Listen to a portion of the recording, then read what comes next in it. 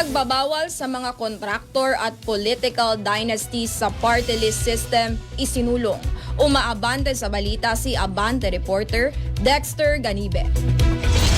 Isinulong ni Senator Risa Hontiveros ang pag-abienda sa Party List System Act ng bansa para matigil na ang anyay mga pag-abuso ng mga political dynasty at ng mga kontratista ng gobyerno. Inihain ni Hontiveros ang Senate Bill number 1615 o 1656 na naglalayong pagbawalan ang mga kabilang sa political dynasty sa party list system at huwag din anyang bigyan ng government contracts ang mga party list nominees at representatives.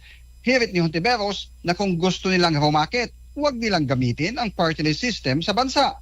Layunin anya ng kanyang panukalang batas na ibalik ang tunay na diwa ng party list system sa Pilipinas.